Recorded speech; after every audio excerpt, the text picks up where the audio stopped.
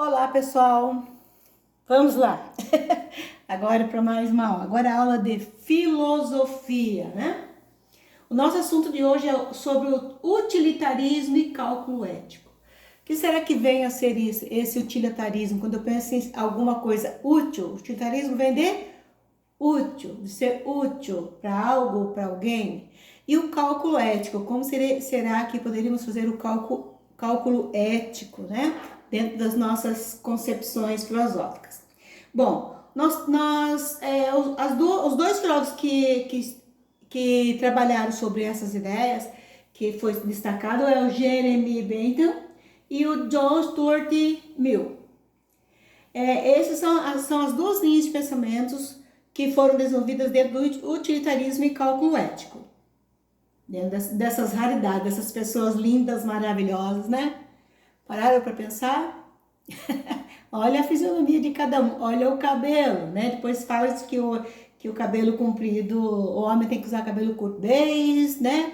Da antiguidade, das épocas bem longínquas, né? Lá no século XV a século XVIII, essas duas figuras maravilhosas estavam aí, mas de grande conhecimento. Então vamos lá, começando sobre o que é utilitarismo então. Utilitarismo como a filosofia foi proposta durante o século XVIII ao século XIX, da Inglaterra, ela foi proposta dessa forma. Propõe que toda ação humana é útil, eficaz e valiosa na prestação da felicidade. Então, olha aí, pensando na felicidade.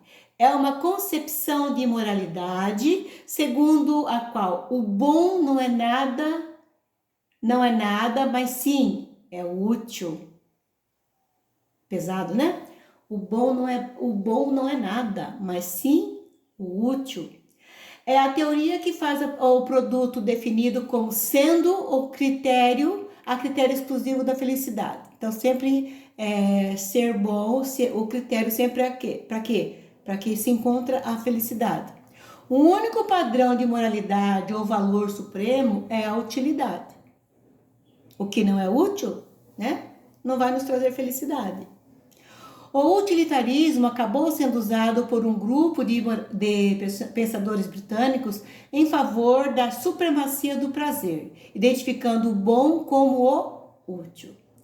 Esses filósofos argumentaram que, porque a dor é mal e felicidade é bom, o que é essencial em toda ação humana é incentivar a busca do prazer e cessar ao diminuir a dor e miséria. Então essa é a ideia, né? Essa teoria ela vem para abrir os caminhos ou para nos alertar tudo aquilo que não é útil. Se ele não é útil, ele não é bom. Se não é bom, não vai ter prazer, não vai ser a favor da supremacia do prazer. Esses filósofos argumentaram que, porque a dor é mal e felicidade é bom, o que é essencial em toda ação humana é incentivar a busca do prazer e cessar ao diminuir a dor e a miséria. Então, quando eu busco a felicidade, quando eu vou eu incentivo a busca do prazer para chegar à felicidade, eu vou cessar, vou diminuir a dor. Os esforços para a felicidade estão corretos e os que visam a dor e o sofrimento estão incorretos. Todo esforço que eu faço para chegar à felicidade, eles são corretos. Né? Todo aquele esforço que eu faço, se eu vou visar o sofrimento de alguém, ele está incorreto. Né? Olha bem, isso é pesado, né? Suas raízes são encontradas no empirismo inglês. Então, vamos lá. Os tipos de utilitarismo que existem. Existe o utilitarismo dos atos e o utilitarismo das regras. O dos atos é a ideia que uma ação é correta se só se promove a maior felicidade para o maior número de pessoas.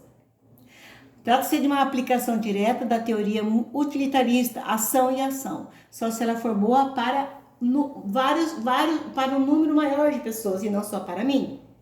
Esse é o utilitarismo dos atos. Aí a das regras. Concorda com a ideia anterior, mas acrescenta que precisamos de regras práticas, porque não podemos nos dedicar o tempo todo a fazer tais cálculos. temos que procurar uma regra que sejamos práticos, né? Porque nem sempre podemos estar procurando fazer os cálculos para se o resultado vai ser favorável ou desfavorável, né? O ênfase no bem de todos, então. Falamos muitas vezes em soluções utilitaristas em tom depreciativo, né? Sempre depreciando. Na verdade, o utilitarismo é uma posição moral exigente que nos pede para deixar de lado o interesse próprio e procurar o bem de todos. Sempre em prol de todos e não o meu, né? Somente o meu. O utilitarismo é moralmente exigente por duas razões. Pede-nos para maximizar a utilidade e pede para anular o interesse pessoal. Anulo aquele interesse que só a mim pertence, mas pensando para maximizar a utilidade para o maior número de pessoas. Esse é o cálculo, né? Cálculo ético dentro do utilitarismo. A valorização da racionalidade e a aspiração por liberdade são características importantes da Idade Moderna no século XV ao século XVIII. Nesse período marcado pelo Iluminismo, a razão foi frequentemente apontada como o único meio para alcançar a verdade, o progresso e a liberdade. Lembra lá do Iluminismo, né? As ideias, né? O homem como ser pensante que tem razão. Então, a partir do Iluminismo veio, né? Ela sempre foi apontada que é um meio para alcançar a verdade, o progresso e a liberdade, que vem a liberdade e igualdade para todos. Essa corrente filosófica originou-se de estudos políticos e econômicos, o que resultou na proposta de cálculos para avaliar a moralidade no agir. Esses cálculos deveriam considerar as consequências das ações para escolher sempre aquelas que se mostrassem úteis e benéficas para o maior número de pessoas. Então, né, vem aí então as consequências, né? Ela veio para calcular, né? Esses cálculos deveriam beneficiar, estar em prol do maior número de pessoas e não de si próprio, né? Esse é o cálculo para avaliar a moralidade no agir. E será que nós analisamos a nossa moralidade quando agimos? Será que nós pensamos lá para o outro? Eu costumo dizer assim, eu coloquei isso na minha vida, não dar chance para o azar. Não dar chance para o azar é o seguinte, eu estou pensando lá na frente. Então eu prefiro não correr o risco. Às vezes a gente peca, às vezes a gente erra, né? Mas se eu procuro fazer isso, eu causo menos sofrimento, tanto para mim quanto para os outros. Nem sempre deu certo, mas às vezes essas tentativas sempre favorecem, né? Esse cálculo, pensando nesse cálculo do utilitarismo, estou pensando nesse sentido. O pensamento kantiano apontou o dever como fundamento da ação moral. Então, o pensamento de Kant, né? Ele apontou como o dever para a gente ter uma ação moral. Outros pensadores voltaram as atenções para o conceito de valores morais, entendendo que valor como aquilo que é digno de preferência já destacavam a importância de comparar possíveis ações a fim de optar por aquela que mais fosse adequada. Então, sempre pensando, né, nos valores, na ação moral, sabendo que essa ação moral vem do meio que a gente vive, né? Que nos é apresentada na nossa formação, lá na nossa socialização, que a gente adquire os valores morais. Você não pode roubar porque não é teu. Tudo aquilo que não é teu você não pode pegar sem pedir licença, porque se você pegou é roubo. Você não pode maltratar os outros, respeitar os mais velhos, né? Obedecer os pais. Tudo isso veio o quê? Dos valores morais que nos é dado. E forma-se, a gente fala que isso é um dever do ser humano, mas esse dever, ele, com o passar do tempo, ele passa a ser um conceito de valores morais que a gente adquire ao longo do tempo. Isso vai fazendo a formação da nossa identidade, né? Para guiar esse tipo de escolha, era preciso adotar como referência valores morais como bem, justiça, liberdade, felicidade. Muitas vezes aquilo que eu acho, os valores morais, o bem, para mim, a justiça, a liberdade, a felicidade, muitas vezes não é o mesmo para o outro, né? Vai do quê? Vai de toda aquela consciência de valores que a gente tem né, dos valores morais que a gente foi criado, que a gente tem, que foi incutido no nosso ser. Então, isso mas aqui foi criado por eles, por no pensamento kantiano, que é para você parar e pensar, para você organizar uma escala de prioridade. E sempre quando você pensa em escala de prioridade, é sempre pensando não a infelicidade de outro, não prejudicar o outro. Então, sempre promovendo liberdade, minha e sua, termina a minha quando começa a sua, a justiça, né? Que todos devemos praticar a justiça, o bem, né? E sempre pensar no bem do outro, para juntos encontrarmos a felicidade. Então, é uma maneira, né, de nos posicionar e nos fazer repensar as nossas ações. Isso poderia ajudar em situações caracterizadas como dilemas éticos, como tem pessoas, né, que possuem esses dilemas éticos. Agora, temos aqui também, segundo Benton e Mill, a diferença eles têm um pensamento diferente entre o utilitarismo de cada um. Para Benton, ele acreditava no utilitarismo individualista. Argumentou que a felicidade da pessoa se identifica com os interesses da humanidade. E ir contra a satisfação de um desejo individual é ir contra a humanidade. Então, veja, ele visava, né, o utilitarismo individualista, mas também argumenta que a felicidade da pessoa, ela se identifica com os interesses da humanidade, porque nós vivemos em grupos, a gente não vive sozinho. Ir contra a satisfação do desejo individual é ir contra a humanidade, né? Seria contra os seres humanos. Jamil acreditava no utilitarismo altruísta, que deve ser distinguido da satisfação puramente privada e do bem público, e discutir diferença entre ambos. Então ele já tinha né, ele defendia já outra ideia da satisfação privada. Mas a minha satisfação privada e do bem público, né, seria discutir a diferença entre os dois. Aí é mais complexo. O sacrifício do indivíduo para o bem público é considerado a maior virtude. Então, quem se sacrifica pelo poder, pelo bem público, né? Se você se sacrifica pelo bem de uma comunidade, em defesa de bairros, associação de bairros, vamos pensar lá nos nossos governadores, se eles fazem sacrifício, né, dele próprio para o bem público, é considerada a maior virtude. Mas isso, será que é fácil acontecer? Ou é mais difícil nós percebemos esses atos dessas pessoas, né? Cabe as nossas atitudes, nossos comportamentos, de repente começarmos a analisar sobre, né, para entender um pouquinho sobre essa diferença entre o utilitarismo do Benton e Mill. Aí ainda temos a crítica ao utilitarismo. É importante ressaltar que a maioria das críticas se dirige ao utilitarismo das ações. É possível que para um utilitarista chegar a padrões que são compatíveis com os críticos.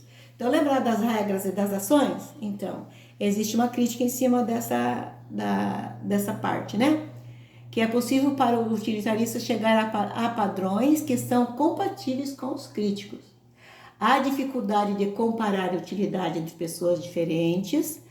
Alguns utilitaristas acreditavam que a felicidade poderia ser medida e comparada através de cálculos, mas ninguém conseguiu fazer. É uma crítica, né? Como que eu vou calcular a felicidade, né? Fazer uma comparação. Complicado. Que a felicidade para você não é a mesma para mim. Então, nossa mente é totalmente complexa. Tem sido argumentado que a felicidade de pessoa diferente é imensurável. Esse cálculo é impossível, mas não só na prática, mas em princípios. Então, é uma crítica, né? Que não tem como calcular tudo as ações e as regras. Tem coisas que fogem às regras que não dá para ser calculado. O utilitarismo, ele considerava justo o sacrifício de uma minoria quando ele pudesse garantir a felicidade geral. Então, seria justo quando eu me sacrifício, né? Ou uma minoria se sacrifica para garantir a felicidade geral.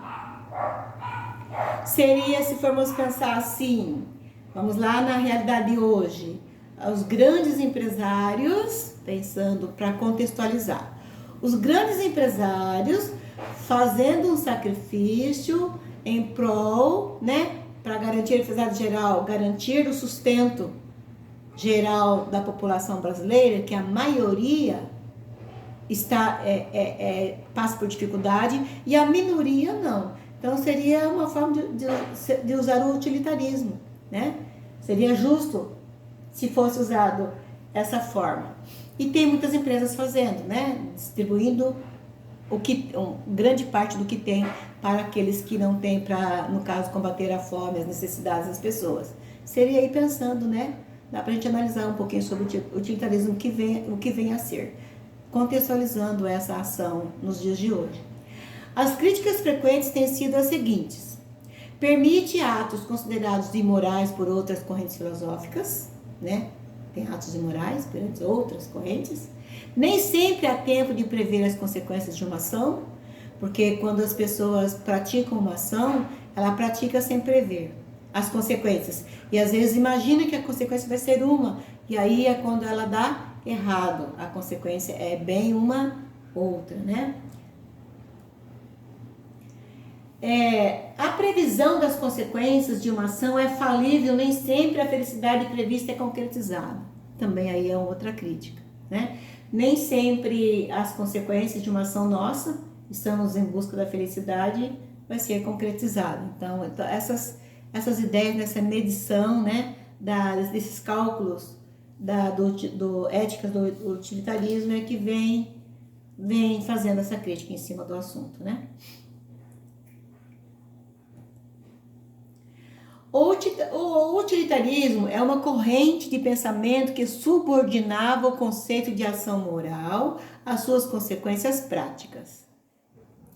Então, toda ação moral que eu tenho, que eu venha a ter, ela tem as suas consequências, né? Na prática, ela aparecem as consequências. Ela baseia-se no princípio de utilidade para avaliar o caráter moral de uma ação, destacada como o valor máximo à felicidade geral. Então, em cima de tudo isso, das ideias do utilitarismo, né? Do cálculo ético, dentro do assunto aqui que a gente está vendo, tudo isso ela está se baseando no quê? Num princípio de utilidade que é a felicidade geral. Então, é sempre a filosofia trabalhando sempre em busca da felicidade do ser humano. E a felicidade do ser humano, ela não existe sozinha, né? O ser humano, ele não foi criado para viver sozinho, ele divide, ele vive em grupo, ele vive em sociedade. Então, bom seria se nós pensássemos assim, que na sociedade tem pessoas que não estão bem e a gente fosse fazer uma corrente para que todos estivessem bem, que fossem felizes, né? Porque a felicidade, ela não é só por dinheiro, ela não é só por amor, né? Mas ela abrange financeiro, abrange emocional, abrange o caráter moral da pessoa. Toda ação ela vem, né, sendo desenvolvida para a felicidade geral. E aí a gente se preocupa muito às vezes só com o financeiro, né? Pensando na realidade nossa hoje. Mas veja, o homem vem buscando essa felicidade desde quando começamos a trabalhar lá, quando foi os iluministas detectaram, né? E conseguiram fazer o que nós temos direitos de igualdade e liberdade. Essa igualdade e liberdade é a igualdade da felicidade, é a liberdade de todos, que seria uma felicidade geral de todo o ser humano. Que não é fácil, né? É bem complexo. Agora, a tarefa que vocês terão que fazer para mim é lá na página, ler o texto da página 8 para trocar ideias na página 9. Como a gente está aqui, eu estou sem vocês, na troca de ideias, eu vou fazer essa leitura do Jeremy Bentham, né? E vou fazer os comentários para depois vocês aí em casa cumprir a tarefa da página 20, na página 9, o exercício A e B. O 2, vocês não irão fazer porque ele pede assim: imagine uma ação do seu interesse, mas que possa repercutir sobre a vida de outras pessoas. Para avaliar a moralidade dessa ação, procure analisá-la considerando os 6 passos do método proposto por Bentham. Em seguida, compartilhe com os colegas as dificuldades encontradas e diga se você conseguiu ou não avaliar a moralidade da ação por meio desse método. Então, não vou pedir para vocês fazerem porque a gente não vai poder dividir isso, né? Não vai ter como a gente aplicar essa atividade. Mas vocês façam, então, o exercício 1, né, que pede com base na leitura do texto anterior, eu discuto com os colegas. Eu vou discutir com vocês e vocês vão responder a questão A e B, ok? Então, aí na apostila de vocês, na página 8, tem aí o texto. Método para medir uma soma de prazer ou de dor. Se por consequente quiseres fazer uma avaliação exata da tendência geral de qualquer ato que afeta os interesses de uma coletividade, procede da seguinte maneira.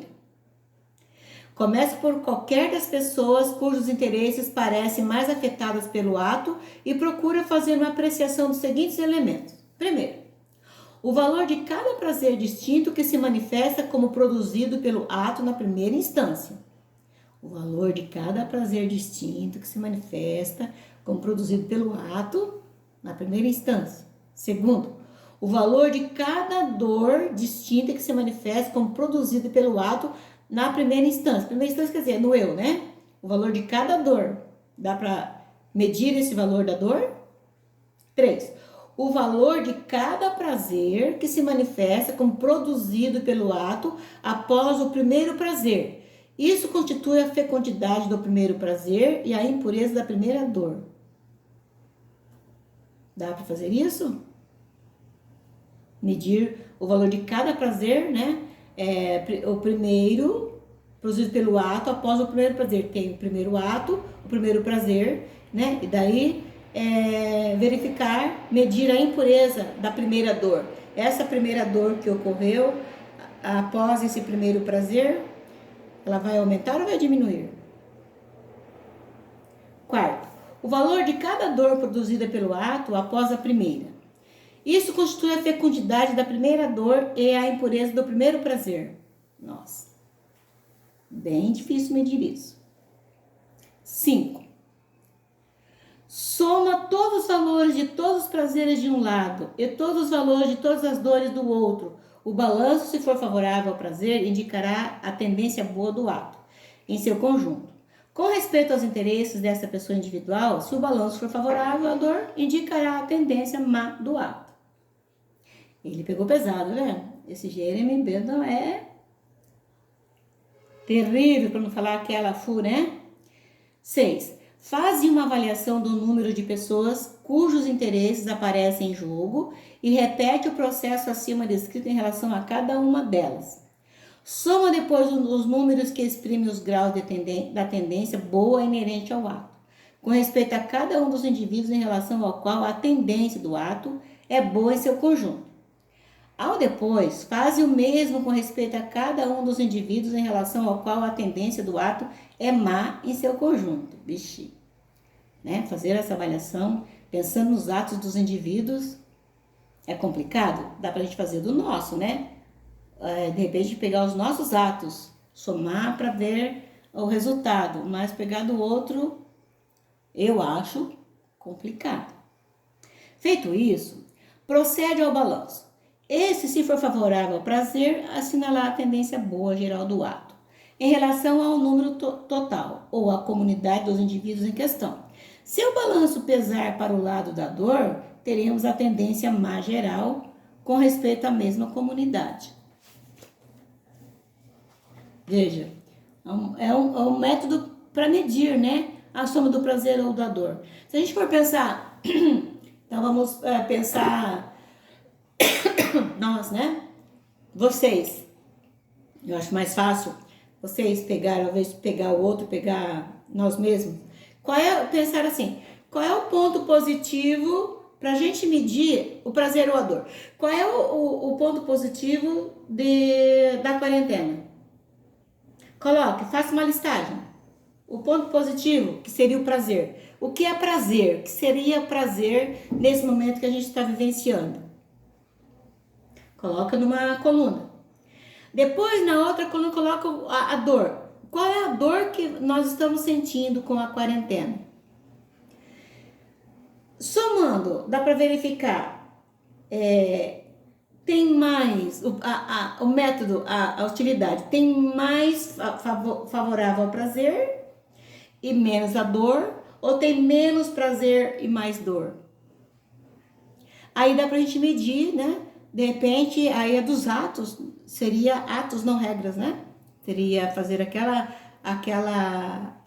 utilidade, o utilitarismo da ação. Então, se formos fazer o prazer, se eu for fazer o meu, eu vou ficar chocada, porque eu acho que o meu vai acabar ganhando, sendo mais pesado, a dor. E a dor não vai de encontro à felicidade da maioria. Então, não seria útil. Então, se for do prazer, a utilidade seria felicidade para todos, para o maior número de pessoas. Aí sim seria favorável à felicidade. Então, veja, dá para vocês pensarem aí para fazer essa medição. Aqui no exercício ele pede assim: é possível calcular todos os prazeres e as dores decorrentes de uma ação? Se é possível, eu acho que sim. Você também concorda? Em sua opinião, a felicidade da maioria é um bom critério para avaliar a moralidade de uma ação? Então, para você responder essas questões, coloquem aí do lado, né? Façam, como eu estou dizendo aqui, uma lista, pensando nas consequências do isolamento hoje. O que é prazeroso ficar, né, no isolamento e o que está sendo doloroso ficar no isolamento. Você vai perceber, né? O que for maior vai ser a felicidade, é um bom critério para a gente avaliar a moralidade. Então, essa ação que nós estamos vivendo hoje, né? Essa atitude nossa hoje, está para felicidade ou infelicidade? Se ela for para felicidade, a maioria será o prazer de encontro à felicidade. Se for a dor, já não seria. Dá para vocês pensarem nesse cálculo aí. Então, o número 2 vocês não fazem, porque nós poderíamos, se estivéssemos juntos, né? Daria pra gente fazer, imaginar, fazer no quadro, as ideias de vocês, depois analisarmos, né? Se ela foi de utilitária ou não. E é assim que segundo eles, segundo o Bentham e Mill, fazem a medição, né? Medem a soma do prazer ou da dor para saber o que tem mais valor, o que é prazeroso para a maioria, que estaria indo de encontro à felicidade. O que é menos prazeroso estaria em contra a infelicidade, que não é, que dentro do pensamento kantiano, né, do utilitarismo, não seria viável para as pessoas, para o ser humano. Ok, gente? Bom, essa tarefa, então, é uma tarefa pequena, né? Vocês deixem pronto aí, coloquem a data, como eu já falei lá atrás, podem responder aí na apostila mesmo. Se vocês fizerem esse balanço, podem colocar do ladinho também, que na vistoria eu vou ter noção do que vocês escreveram, né? Então, assim, toda a aula do dia vocês colocam a data. A data dessa aula é para amanhã, dia 21/5, utilitarismo e cálculo ético, e a tarefa é na página 9, que é essa troca de ideias. Seria para refletir, né, na página 8, fizemos a reflexão aqui agora, e a tarefa somente a letra A e B e não o número 2, devido à nossa quarentena. Beleza, pessoal? Bom, então é isso, tô fechando a aula de hoje. Sábado aguardo as apostilas de vocês lá para eu listar, né? Espero que esteja em ordem para não ficar muito difícil o visto, mas pelo que eu computei aqui, acho que vou ter que ficar o dia todo. Mas fazer o quê? Esses são o reflexo, né, das ações que nós estamos tendo agora ultimamente. Mas aí estarei lá aguardando o material de vocês para fazer a correção. Letra legível, por favor, né? Dê uma olhadinha, se tem alguma escrita lá que a professora não vai compreender, que vocês estarão longe de mim. E finalizando as aulas da semana, bom restinho de semana para vocês, ok? Abraços.